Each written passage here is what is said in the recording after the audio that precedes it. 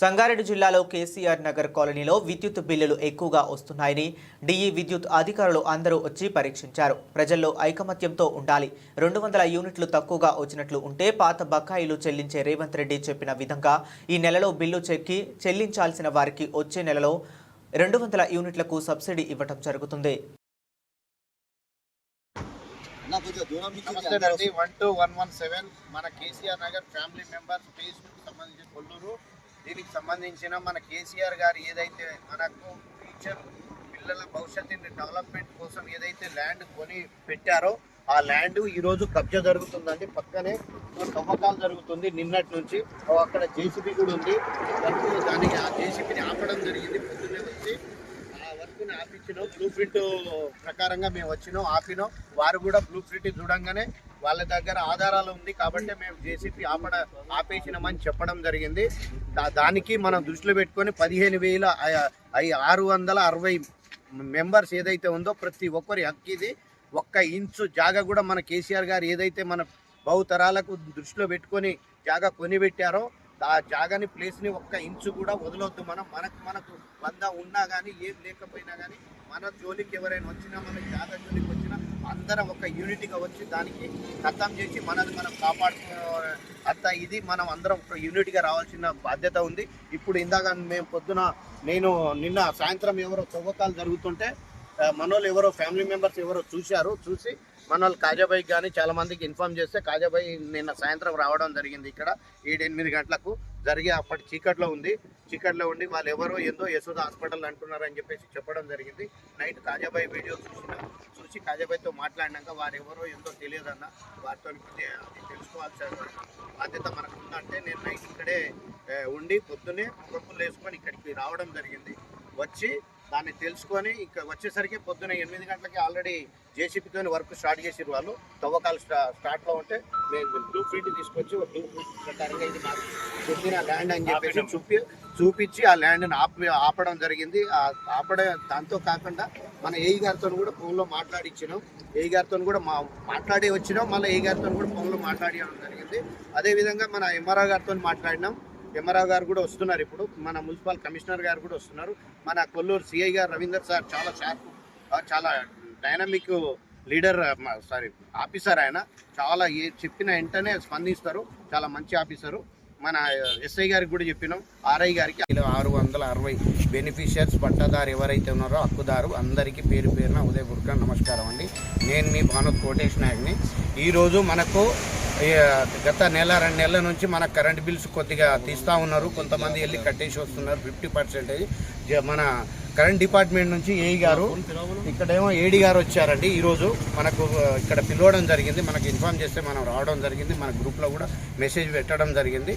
అయితే సార్ వాళ్ళు ఏమంటున్నారంటే అది బిల్స్ మొత్తం కంపల్సరీ కట్టాల్సిందే, దాంట్లో తగ్గించేది లేదు. కానీ ఒక ఆప్షన్ ఇచ్చారు వాళ్ళు, 50% ఇప్పుడు కట్టండి, మిగిలిన 50% మిగిలిన ఉన్న వాళ్ళకు కట్టేయమని చెప్పేసి అంటున్నారు వాళ్ళు. అయితే నేనేమంటున్నా అంటే మనకు ఎంత అయితే 50% కట్టిర్రు కదా, ఇంత మటుకు ఎంతమంది అయితే కట్టిర్రో, నేను ఆఫీసర్లకు మన అందరి సమక్షంలోనే నేను ఒక రిక్వెస్ట్ చేయగలిగిన ఏంటంటే మనకు ఏం లేదు. సార్ వాళ్ళు కూడా ఇంతకుముందు మేము అడిగితే ఒక మాట చెప్పారు.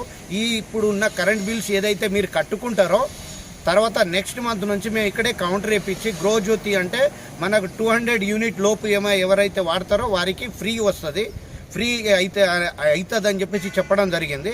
నెక్స్ట్ మంత్ నుంచి ఇప్పుడు ఈ మంత్లో ఏదైతే కరెంట్ బిల్ వస్తుందో 1 టైం మనం పేమెంట్ చేస్తే నెక్స్ట్ మంత్ నుంచి మనకు ఫ్రీగా అయ్యే అవకాశం ఉంది. కాబట్టి అదొక అందరి 15,600 అక్కడ ఉంటే ట్రాన్స్ఫర్ చేసుకోవాలి. ఇక్కడ అది కూడా నేను 200 లోపు ఉంటేనే, అది 200 యూనిట్ లోపల ఉంటేనే, 200 యూనిట్ లోపల ఉంటేనే మాఫీ అవుతుంది.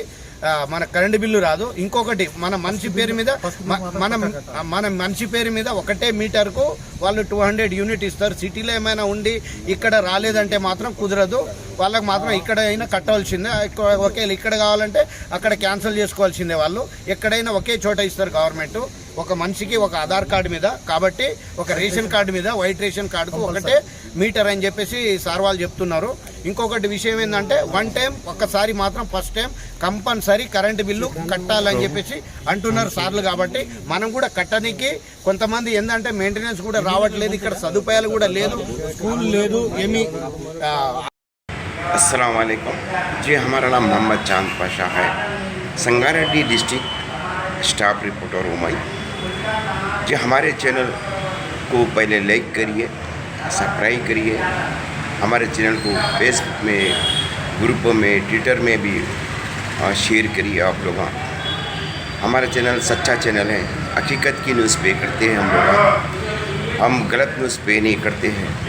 हमारे चैनल ओनर को बहुत शुक्र अदा करता हूँ मैं, उनका शुक्रगुजार हूँ जो मेरे को मौका दिए हैं, और बहुत बड़ी एहसान बंद हूँ मैं उनका, अल्लाह का भी एहसान बंद हूँ मैं जो भी न्यूज़ कवर करता हूँ तो हकीकत की सच्ची न्यूज़ पे कवर करता हूँ। क्यों बोलता हूँ, बिना सबूत के मैं कोई न्यूज़ पे नहीं करते। हमारा चैनल क्या है, आवाम का चैनल है, जनता का चैनल है, आवाम को खिदमत करने के बाद से चैनल हमारा चैनल बिकाऊ नहीं है, जो हकीकत चैनल है, सच्ची न्यूज़ पे करते हैं।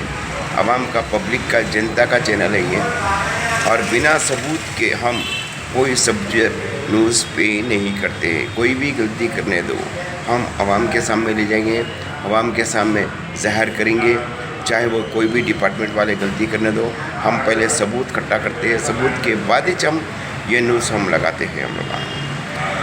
क्यों बोल तो ये चैनल आवाम का है, कोई नेता लोगों के गुलामगिरी करने के वास्ते नहीं है, कोई पॉलिटिकल पार्टी के लीडर की गुलामगिरी करने के वास्ते नहीं है, अहदेदारों के वास्ते नहीं है, सभी के वास्ते चैनल है, लेकिन सच्चा चैनल है, हकीकत का चैनल है।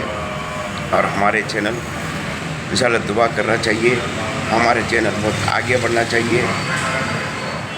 हमारे चैनल को आप लोग